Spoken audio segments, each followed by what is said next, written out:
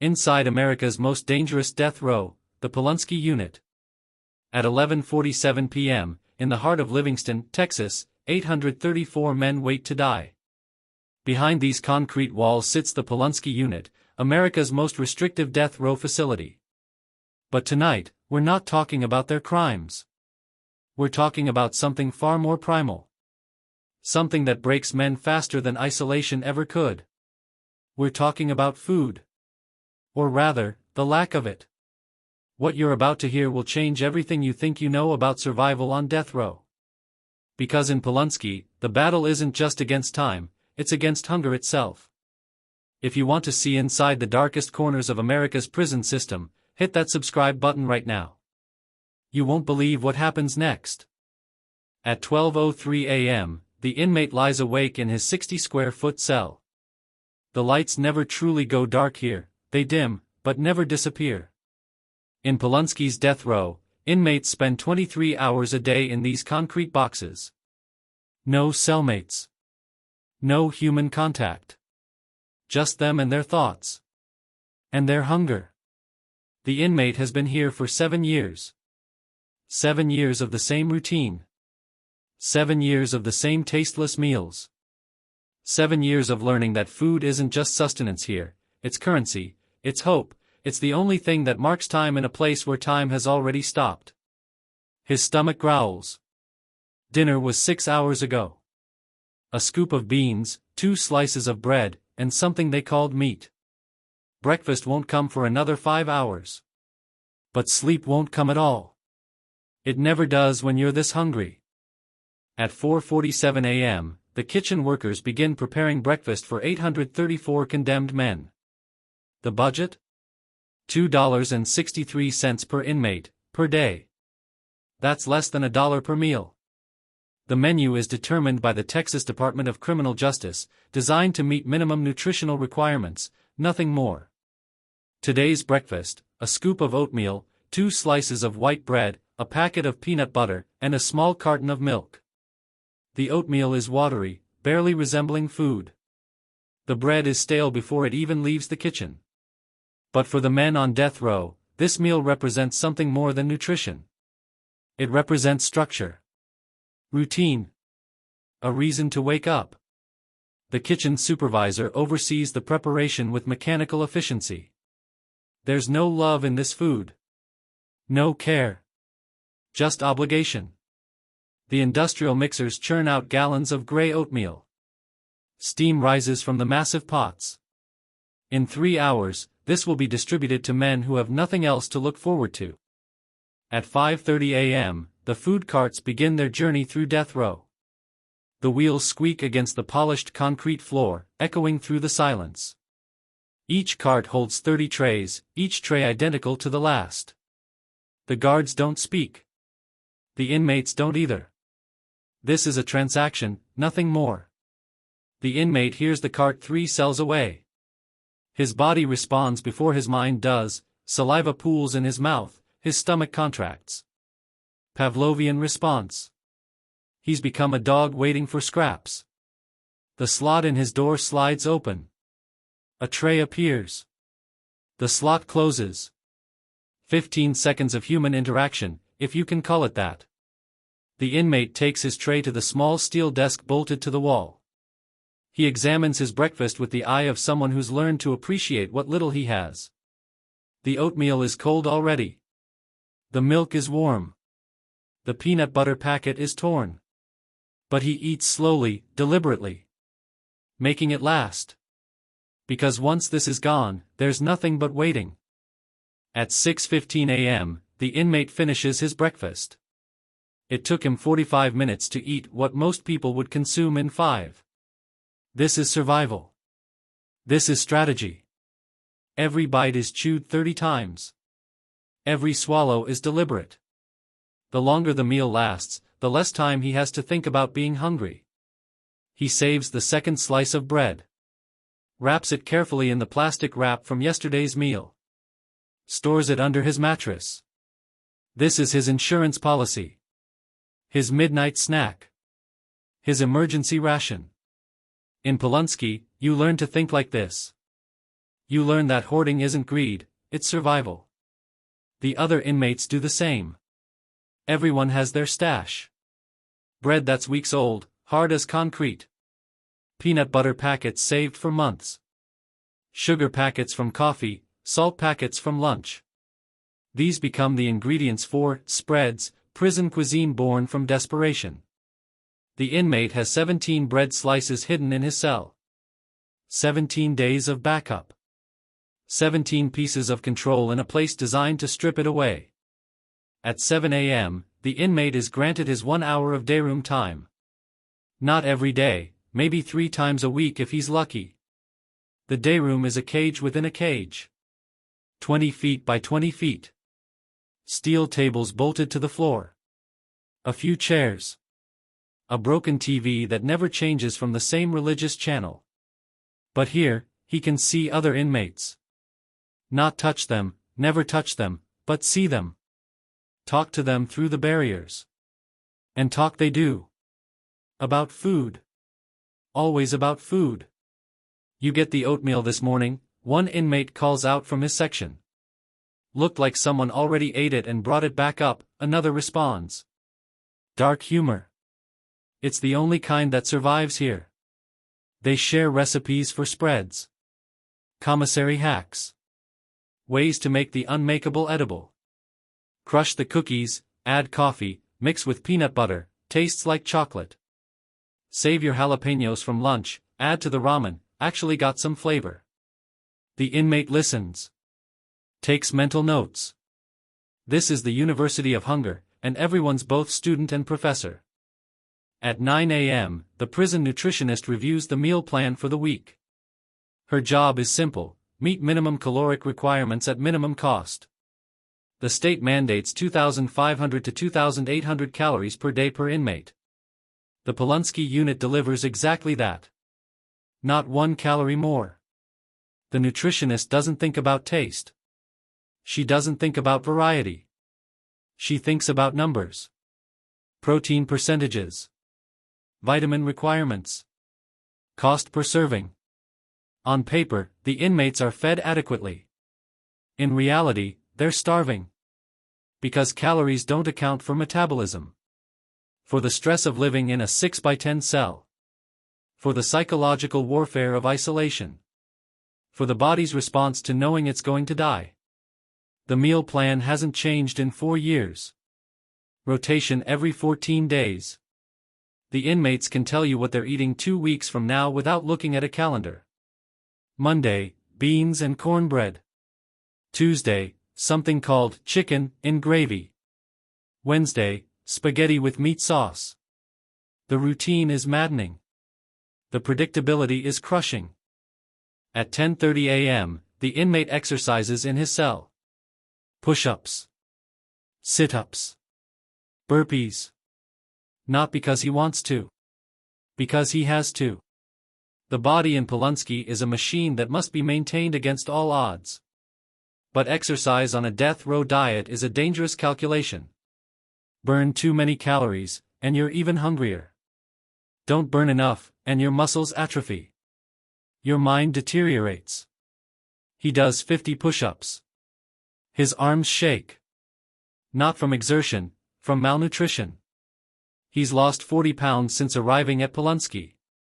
The medical staff says he's within acceptable weight range. He knows better. He can count his ribs. See his hip bones jutting out. His hair is thinning. His nails are brittle. These are signs of chronic undernourishment. But complaining does nothing. The state doesn't care. The guards don't care.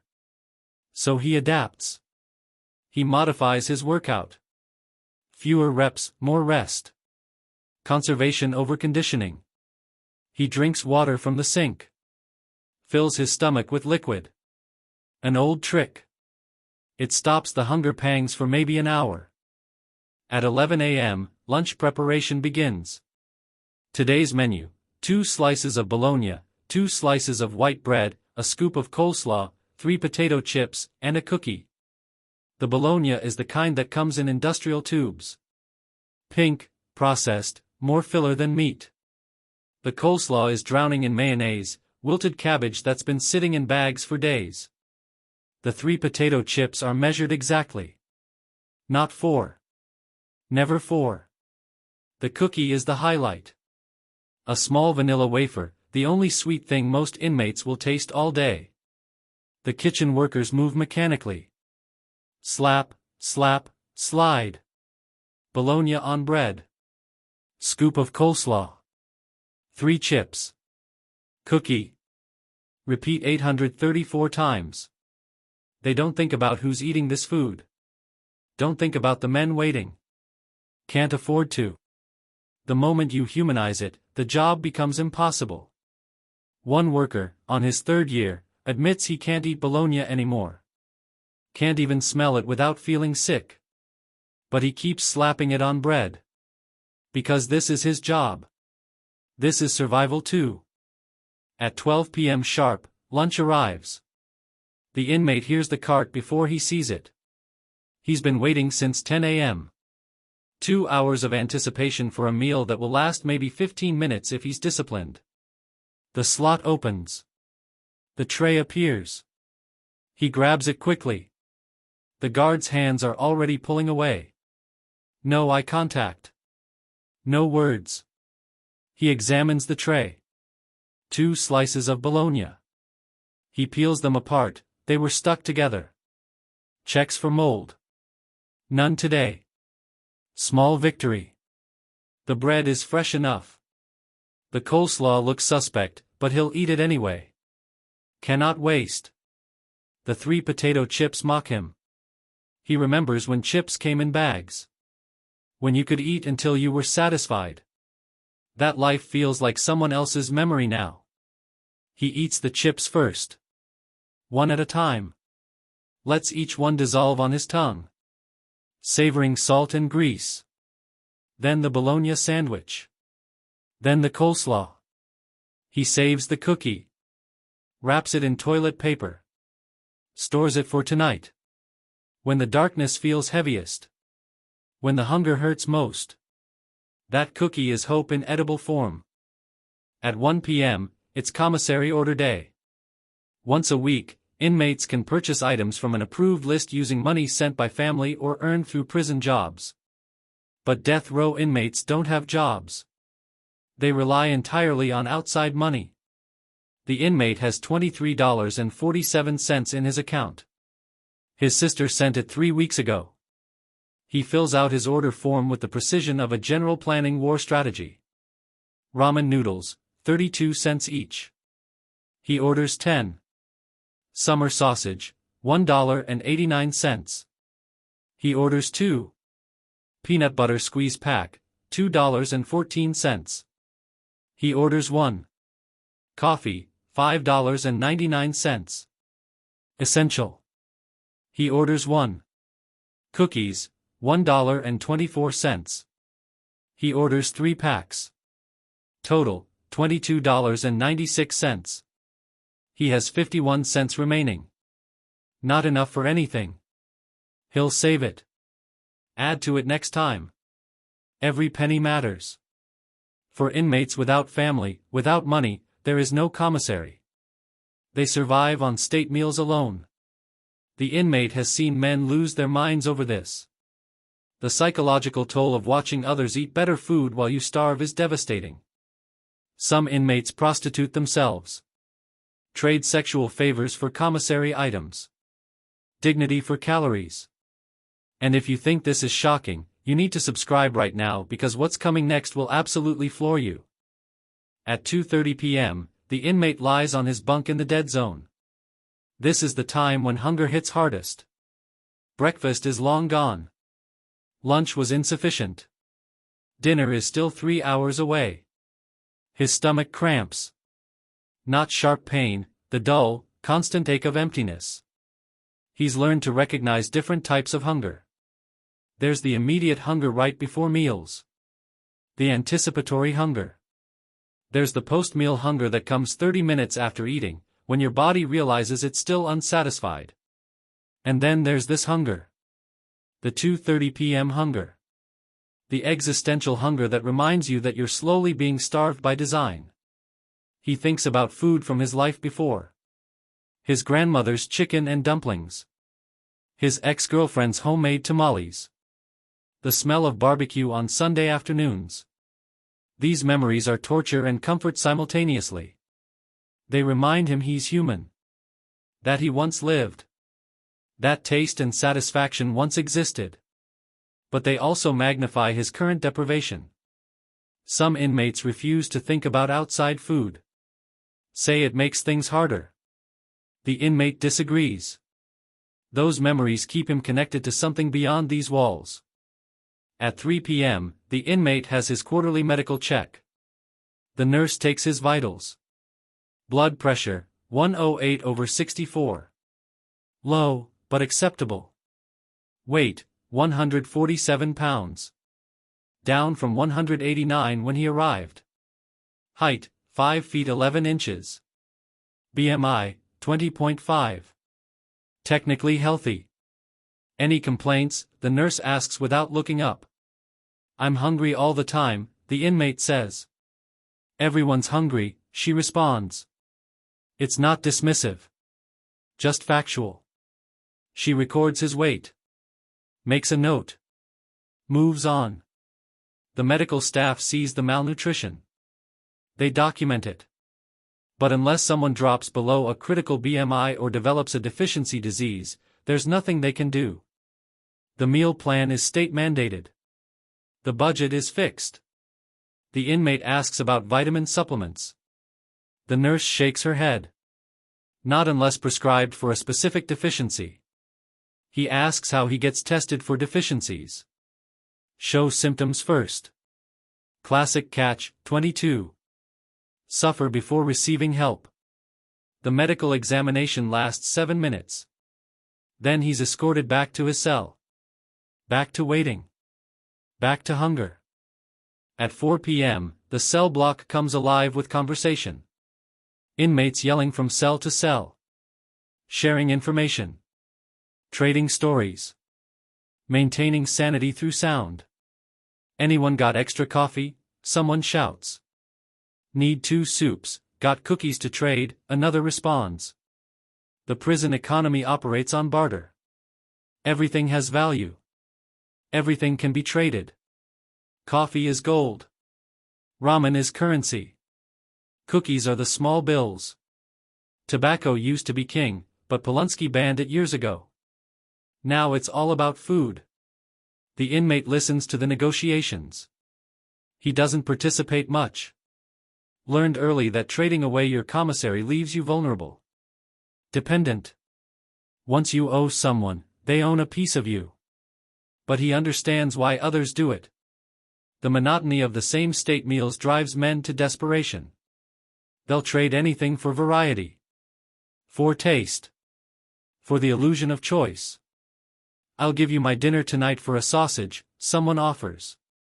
Your dinner ain't worth nothing, comes the reply. Spaghetti night. Might be worth something tomorrow when it's the chicken. At 5 p.m., dinner preparation is in full swing. Tonight, spaghetti with meat sauce, a piece of garlic toast, green beans, and a small cup of fruit cocktail. This is considered a good meal in Polunsky terms. The spaghetti is overcooked, the noodles mushy and stuck together in clumps. The meat sauce has ground meat in it, though what kind of meat is anyone's guess.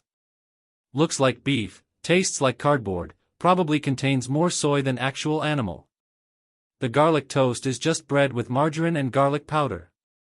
The green beans are from a can, gray-green and limp. The fruit cocktail is the cheapest kind, mostly syrup with a few pieces of pear and 1 cherry if you're lucky. But compared to bologna sandwiches and watery oatmeal, this is a feast. The kitchen workers know it too. They can tell which meals will cause less complaints. Which nights are quieter. Spaghetti night is quiet. The inmates actually eat this one without too much complaining. One worker admits she feels something close to satisfaction on spaghetti night. Like she's actually feeding people instead of just preventing starvation. At 5:45 p.m., dinner arrives. The inmate is ready. He's been ready since 4 p.m. The slot opens. The tray slides through. He takes it carefully, making sure nothing spills.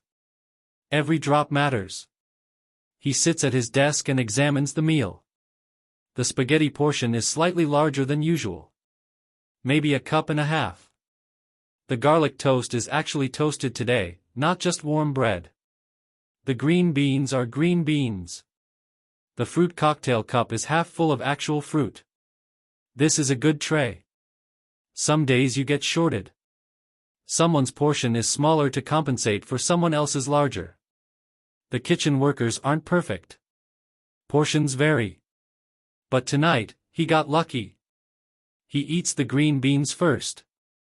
Vegetables are rare in Polunsky. When you get them, you don't waste them. Then the garlic toast, using it to soak up the excess sauce from the spaghetti. Then the spaghetti itself, twirling the noodles with his spork. Making it last. The fruit cocktail he saves for last. Dessert. The sweet finish. He eats slowly. 40 minutes for this meal. By the time he's done, it's 6:25 p.m. At 6:30 p.m., the inmate cleans his tray with toilet paper. Gets every last bit of sauce. Every molecule of flavor. He learned this from watching other inmates. Waste nothing. Appreciate everything. The tray goes back in the slot.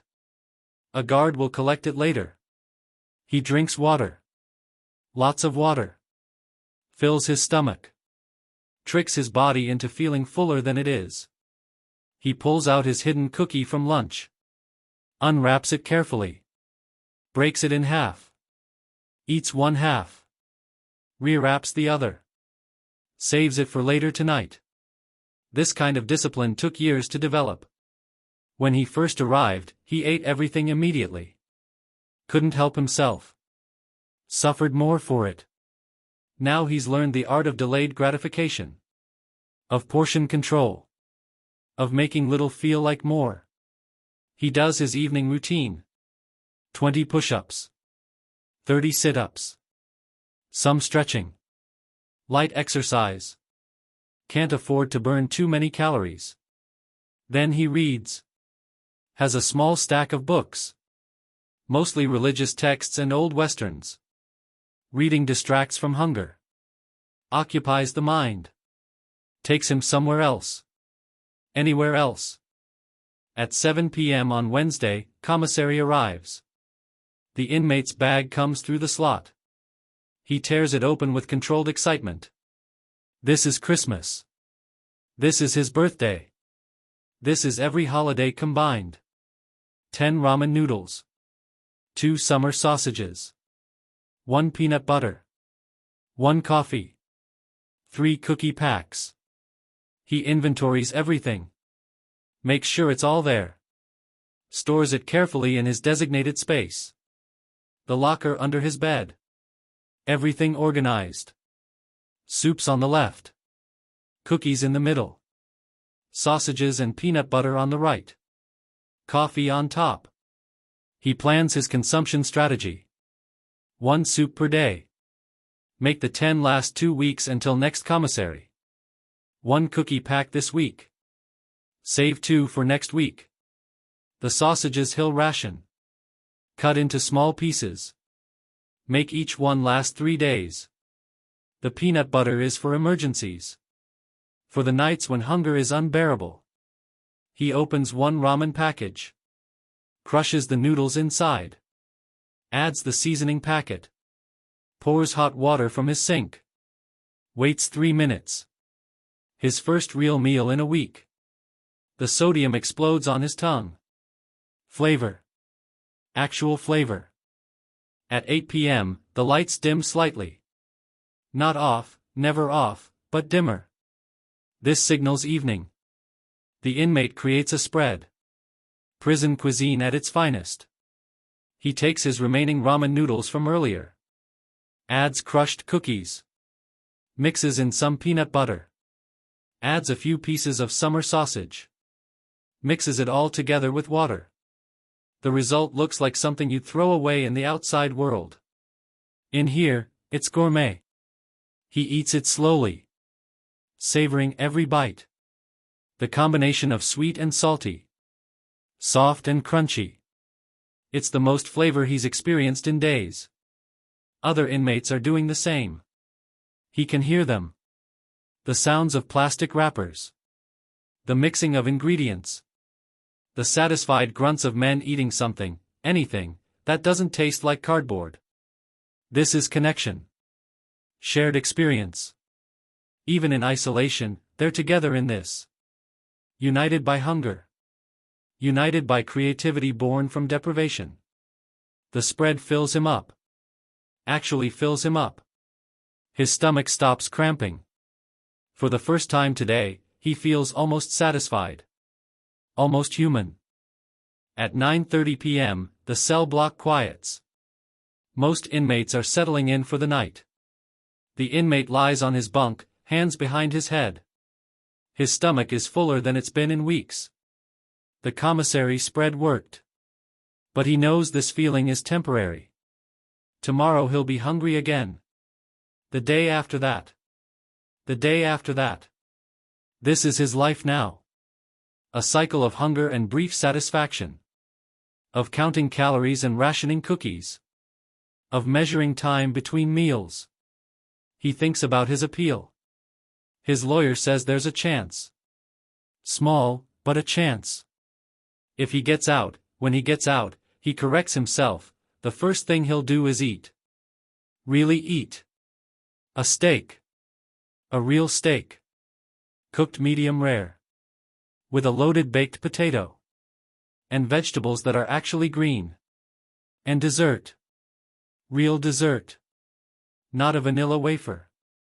But he knows the statistics. Death row inmates spend an average of 10.9 years awaiting execution in Texas. He's at year 7. He might have 3 more years of this. 3 more years of bologna sandwiches and watery oatmeal. 3 more years of rationing and hoping. At 12 a.m., the inmate is still awake. Can't sleep. Stomach is growling again despite the spread. This is the worst time. The deepest part of the night. When hunger meets despair. He pulls out the half cookie he saved from lunch. Unwraps it. Stares at it. This small piece of sweetness represents control. Decision-making power. In a place where every aspect of his life is dictated, this cookie is his. He can eat it now or save it. His choice. He bites it in half again. Eats a quarter. Rewraps the rest. Maximum extension of pleasure. Down the hall, someone is crying. Quiet, muffled sobs.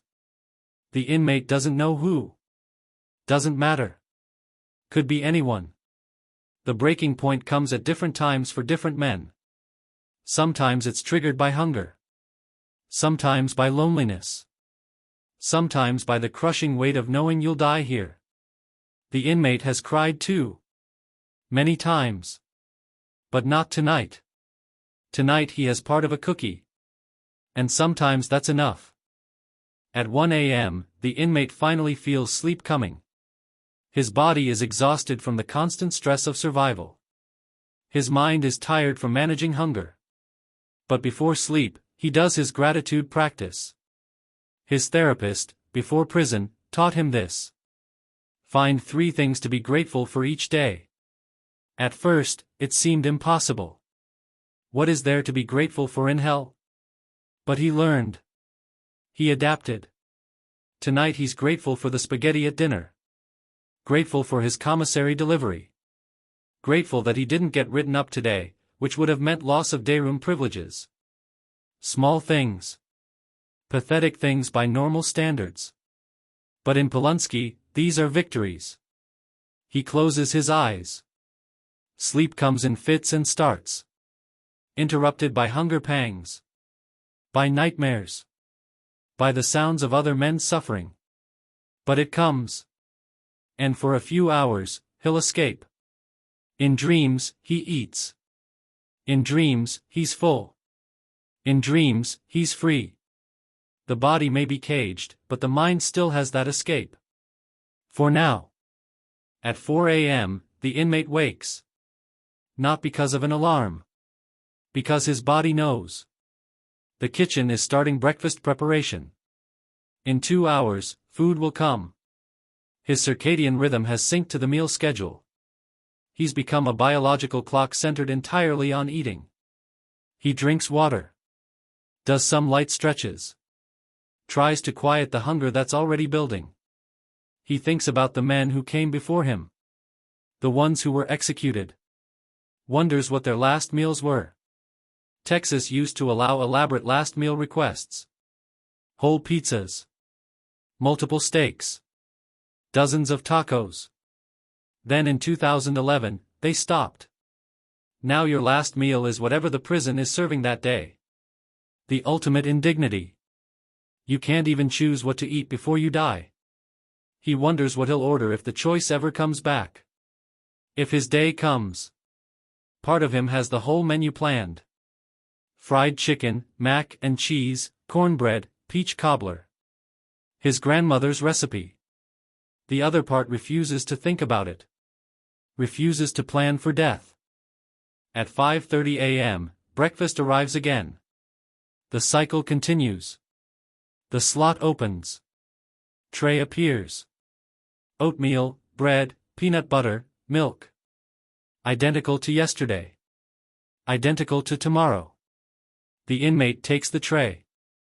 Sits down. Begins his ritual. 45 minutes to make it last. But today something is different. The oatmeal is slightly warmer. The bread is slightly fresher. Tiny variations that mean everything. He savors it. Appreciates it. Because this is his life. This is survival in Polunsky. Not grand gestures. Not dramatic moments. Just small differences in lukewarm oatmeal. This is how men survive on death row. One meal at a time. One day at a time. One small victory at a time. They adapt. They ration. They create.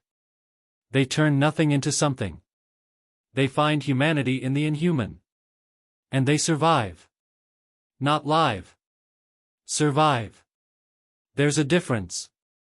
Living requires hope. Freedom. Future. Surviving just requires waking up and doing it again. At 7 a.m., the inmate writes a letter to his sister. Thanks her for the commissary money. Tells her he's doing okay. Doesn't mention the hunger. Doesn't mention the suffering. What good would it do? She can't change anything. Can only worry more. Instead, he tells her about the book he's reading. The Western with the cowboy who gets revenge. The escape into fiction. She writes back every 2 weeks. Her letters are his connection to the outside world. She mentions family dinners. Holiday meals. Birthday celebrations. He reads these parts over and over. Lives vicariously through her descriptions of pot roast and mashed potatoes. Of birthday cake and ice cream. Sometimes he wonders if she knows what she's doing. If she understands that every mention of food is both gift and torture. Probably not. She's trying to keep him connected. To remind him that normal life still exists.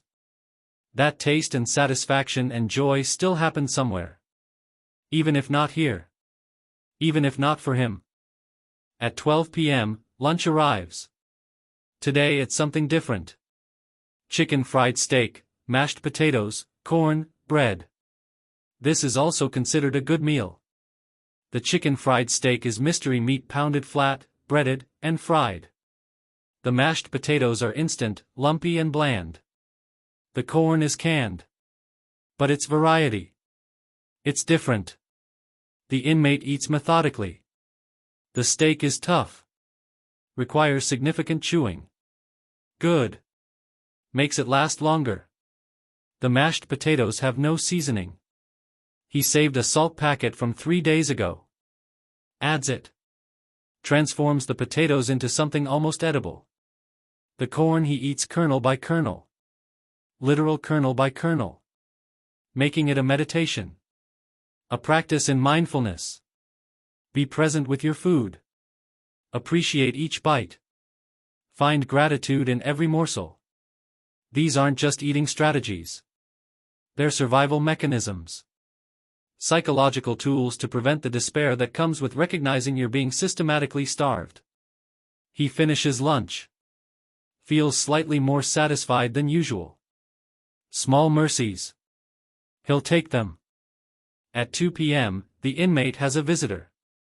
His sister. She made the 4-hour drive. Visits once a month.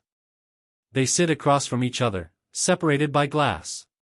Talk through phones. She looks different. Healthier. Fuller. The outside world has been kind to her. She asks how he's doing. He lies. Says he's fine. She knows he's lying. Asks if he's eating enough. He laughs.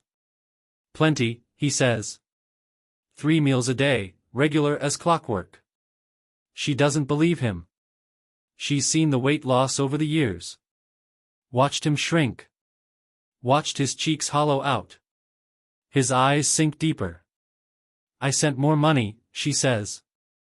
Should hit your account next week. He thanks her.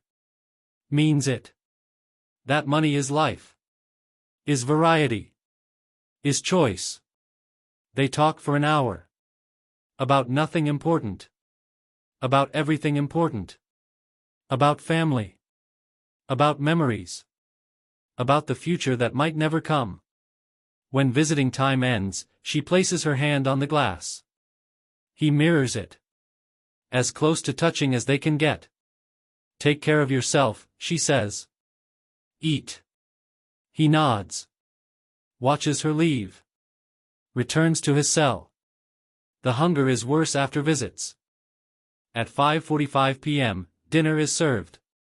Beans and cornbread. A Polunsky staple. The beans are pinto beans, cooked until they're falling apart, swimming in a thin, salty liquid. The cornbread is dry, crumbly, tastes like sand with a hint of corn flavor. There's also a small side salad. Iceberg lettuce, 1 cherry tomato cut in half, a packet of ranch dressing. This is the extent of fresh vegetables in Polunsky. Iceberg lettuce twice a week. The inmate eats the salad first.